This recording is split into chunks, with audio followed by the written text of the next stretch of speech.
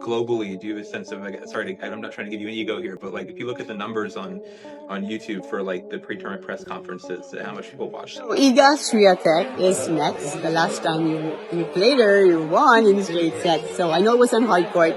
So it's kind of early, but how? Last night, amid the chilly forest of glass and steel Mubadala towers, mysterious waves of emerald, deep blue, and crimson light swept across its towering facade, slowly coming together to form a familiar face Alexandria somewhere on a quiet street below on a late-night bus returning to the workers' district.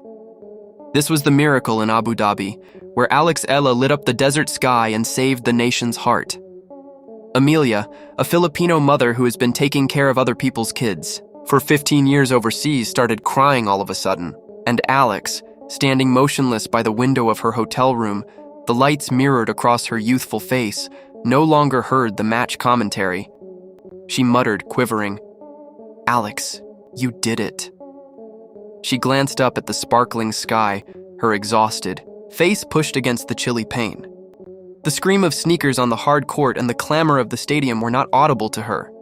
Rather, she sensed the unseen weight of 110 million souls gravitating in her direction. She texted more than 10 heartfelt words back to her dear motherland while gazing out at the strange skyline that had suddenly become home.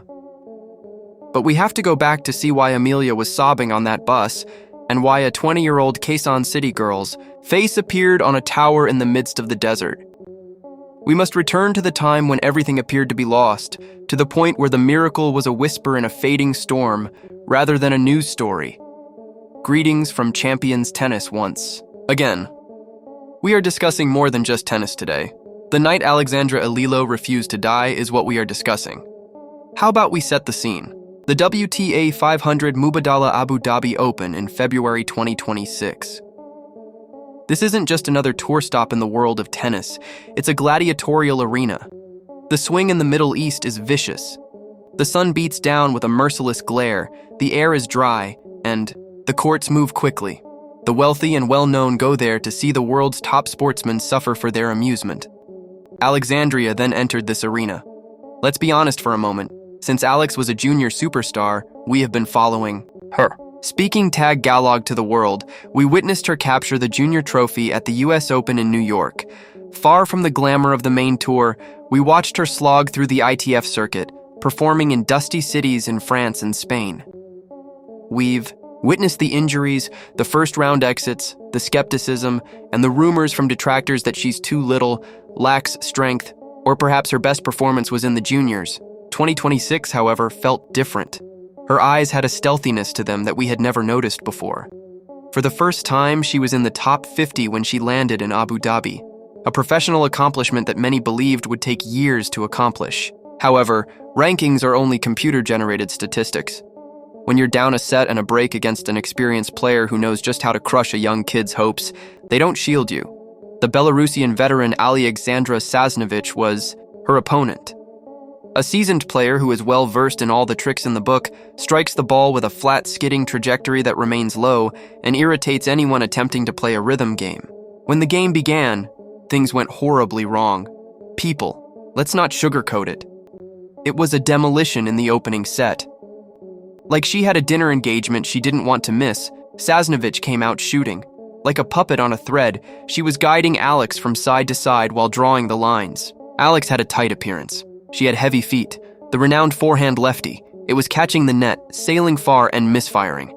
Like overdue bills, the unforced mistakes were mounting up. 6-2, set to Sasnovich first. There was silence among the throng of Filipino expats, the Amelia of the globe, who had taken their one day off to visit their hero. Anxiety was palpable throughout the stadium. They were not only observing a game of tennis, they were witnessing the destruction of a piece of their national pride. Next was the second set. Alex struggled. She tightened her jaw. She began to discover her range. She leveled the contest by battling her way to a 6-4 victory. All okay, we thought. Let's get started. The momentum has changed. The Eastern Queen has returned. However, tennis is a brutal sport. The earth breaks way beneath you just as you believe you have reached the top of the mountain. The horror reappeared when the third set got underway. Sasnovich remained upright. She became enraged. She increased her level of hostility. In the opening game, she broke Alex's serve. She then held. Then she broke once again. 3 loves. Love 4. For the benefit of those in the rear who may have switched off the TV out of disgust, let me reiterate that. At the end of the decisive third set, Alexandra Eala was down love 4. In professional tennis, it is statistically almost hard to overcome a top-tier opponent after falling behind 4 points in the third set. It's the area of death. Here, body language typically shifts. The shoulders fall back. They toss the racket. With that "get me out of here" expression, the player begins to gaze at their coaching box. Sasnovich was on the road. 5 love was her client. Match points were approaching for her. The post-match recap was already being written by the commentators. Despite the young Filipina's heroic efforts, experience ultimately prevails. A in the desert runs out of gas. However, at this point, the narrative turns from sports news to mythology. The script flips down at this point. Love 4. Alex didn't cover her head with a towel to hide when she sat on the bench during the changeover. She raised her head. She peered into the stands. What was it she saw? She witnessed nurses, engineers, nannies, and construction workers passionately waving the flags, the 3 stars, and his son. The faces of those who awaken around 4 a.m. were visible to her. M's daily to create a nation that isn't theirs, only to provide financial support to relatives they haven't seen in years. Something in Alex snapped when she saw Amelia. The snap of a lock snapping open, not the snap of a broken spirit. She wiped the perspiration from her forehead, swirled the racket in her palm, and walked back to the baseline. She didn't appear to be a losing player. Her appearance suggested that she was a novice player. A forehand winner down the line that struck with a snap like a whip gave it its first point. A serve out wide that Sasnovich was unable to touch, followed by another. 14. A courteous round of applause. She's on the board, all right. A game of consolation. However, Sasnovich's serve was broken by Alex. She stole time from the Belarusian by stepping inside the baseline and snatching the ball early. Suddenly, the footwork was explosive. She was moving to the music. 24. The audience became alert. Initially, there seemed little likelihood that Alex would be allowed go. The stadium's baseline rumbled. Once more, Alex held serve. 34. Sasnovich now had an anxious expression. In the first set, the balls were painting the lines. Now, they were straying wide. A tentative shuffle took the place of the assured stride. She sensed it.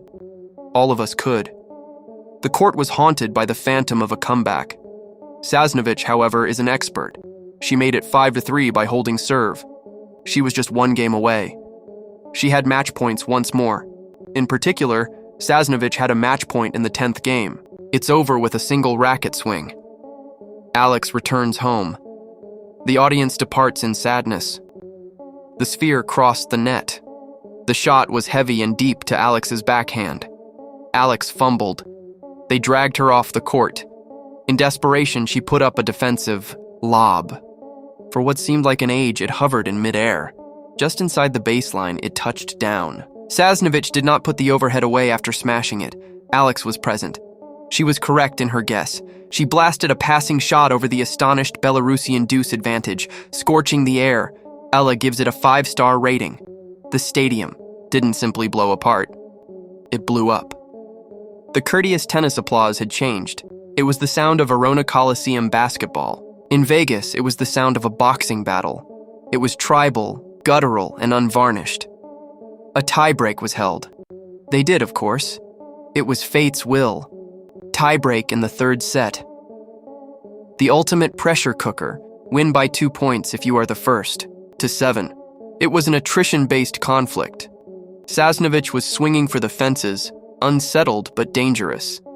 Alex was retaliating with passion and accuracy. 2-all, 3-all, 1-all. Every point was a 10, 15, and 20-shot rally, legs screaming, lungs burning. Alex, however, was not going to miss. She was experimenting with what the elderly refer to as puso heart. However, it went beyond that. It was a bravery test. Alex's first match point came at age 65. The roles had been entirely reversed. Now there with the knife in her hand was the girl who had been buried and killed an hour earlier. She was a servant. Saskovich came back. There was a brief rally. Alex saw a gap. On the forehand side, a little opening. She made no hesitation. She wasn't cautious. With such much top spin, she sent a lefty forehand cross-court that blasted up, off the court and dropped brutally over the net. Sasnovich made a lunge. The ball was framed by her racket. It traveled far and high, set and match for the game. Eala. There was nothing feminine about the scream Alex uttered. It was the cry of a warrior. She fell to her knees on the hard blue court after dropping her racket. She hid her face in her hands. In the third from match point down, the scoreline is 266, 6476, from love 4 down. She had accomplished the unthinkable. There was anarchy in the aftermath. Weeping, waving flags, and flinging presents into the court, the Filipino supporters were hunched over. The rails. The often harsh and unyielding security officers took a step back to allow the moment to unfold. They realized that tonight was more than simply a sporting event. For the post-game interview, Alex made his way to the middle of the court. Her eyes were red with emotion. She was sweating, and she was out of breath. The experienced sports journalist who conducted the interview was nearly as shocked as the loser. Alex seized the microphone and stated, "Alex, you were down love because you were facing match points. How? Just how?" Her hand was trembling a little. She scanned the faces as she gazed up at the stands. She noticed the nursing scrubs, the construction, hats, and the weary eyes that were suddenly beaming with happiness. She was not the first to talk in English. She addressed them. She inhaled deeply before saying what would eventually cause Amelia to cry on the bus. The remarks reverberated. From Manila to Abu Dhabi. On Filipino, hindi lang idolain ko lin nating lamoy. I'm not alone in this battle. We are fighting it. Long live the Filipino people. 10 words, a vow, a statement. Her voice cracked as she continued in English. You were heard. I wanted to give up while I was having a bad day. My legs felt heavy. However, I realized why I was here when I heard someone yell, "Laban, Alex, I'm playing for more than just myself. I'm playing for all of you who make so many sacrifices." The crowd was shown via the camera pan. The eyes of grown men were being wiped. It was a moment of pure, unadulterated connection. Alex Eala reminded us that sports are really about representation in a world of commercialized sports where athletes are companies and brands.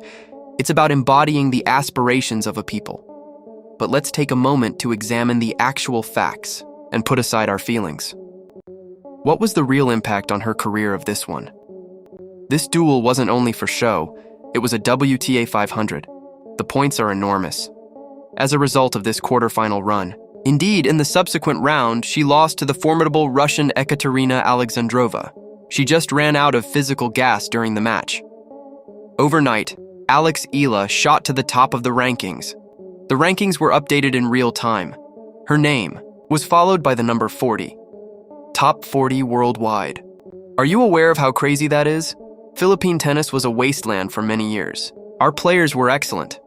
Yes. Huey is a singles player in the top 40 of the WTA, but Felix Barrentos and Cecil Mamiot treat him in doubles. That is uncharted territory. That air is rarefied. The Sharks are swimming with her now. She is in the group that grants her direct access to Grand Slam competitions. There will be no further ring qualifying rounds. You can stop wishing for a wild card. That's where she belongs. This increase wasn't a coincidence. It is the outcome of a demanding off-season. Reports from her training camp at the Rafa Nadal Academy have reached us. She has reportedly been improving her serve speed, increasing her first serve by 5 to 10 millimeters. She has reportedly been working out to strengthen her lower body so she can endure these 3-hour marathons. And in Abu Dhabi, we witnessed it. While most players would be cramping in the third set against Sasnovich, Alex was running. She is presently at a world-class level of fitness. She is no longer the weak adolescent. She is a top-tier athlete, which leads us back to the Mubadala Tower picture. The metaphor is valid regardless of whether her face was actually projected by the tower or if the city was illuminated by the tower of her accomplishment. Abu Dhabi was hers that evening. They adore a celebrity on the Middle Eastern tennis scene. They adore a story, and Alexa has captured their hearts. The throng is brought in by her. It's her passion. Eala is a marketer's dream in an area, attempting to establish itself as the new center of international sports. She links the elegance of the sport to the sizable Southeast Asian diaspora. It wasn't marketing, though, for Amelia on that bus. Consider the day of Amelia. 5 in the morning, she awoke. She prepared breakfast for Anan, her family. A house she will never own was cleaned by her. She looked after kids who would eventually become her bosses. It has been 2 years since she last saw her own daughter in Quezon province. 80% of her pay is sent home by her. She's worn out. She has back pain. She feels alone. She then pulls out her phone. She notices the news. She watches the video of Alex yelling with triumph. She notices that the headline saves match. Points for the world. We will see Alex too in 2026. 0. The serve. She throws more. Her leg drive has increased. To create space on the ad court for her forehand, she is hitting spots, sliding the slice, and serving out wide. Against Sasnovich, this was essential. The heavier one is the forehand. Her rotations per minute, RPMs, are increasing. Alex has a short ball to attack since opponents are forced to hit up when the ball dips late. She's coming forward, net play. She made an instinctive swinging volley in the tie break. Her doubles play is the source of that. Recall that she is also a Grand Slam doubles champion. She's developing into an all-court athlete. The Mubadala Abu Dhabi Open is a major competition. One of the largest sports management firms in the world, IMG, now owns it. Alex exposes herself to international sponsorships by performing here. Wilson, Adidas, and Nike are all observing. More significantly, though, this event serves as the entry point to Miami, Indian Wells, and the Sunshine Double in the US. She guarantees her place in those important tournaments by obtaining these ranking points now. She is preparing herself for a year without having to worry about being selected. The cut is her. Let's take the bus back to Amelia. What made her cry? Alex's victory wasn't the only reason. Alex's acknowledgement was the reason. When politicians or celebrities travel to the Middle East, they frequently overlook the laborers.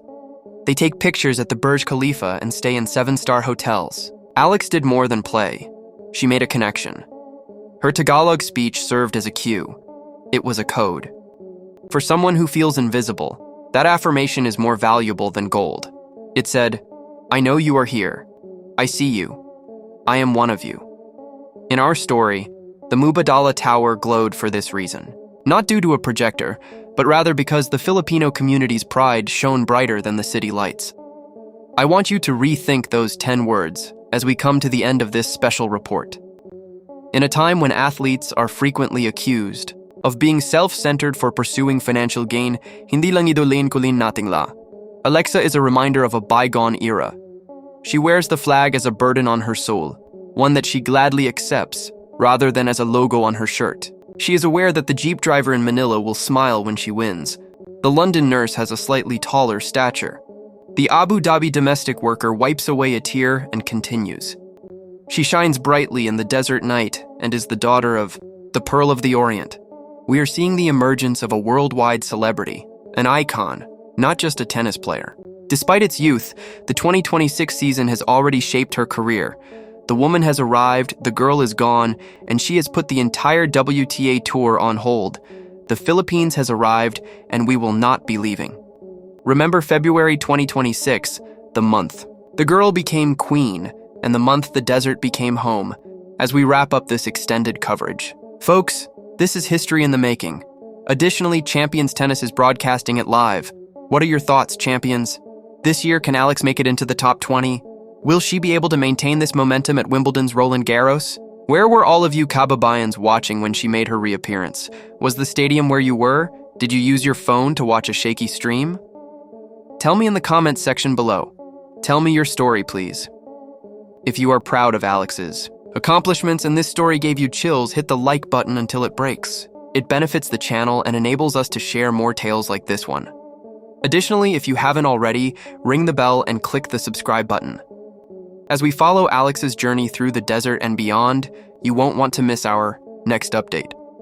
Whether she wins or loses, we will support her at every turn. Champions Tennis is going to sign off now. Keep in mind that the game is not finished until the final point is played. Maha. Maha.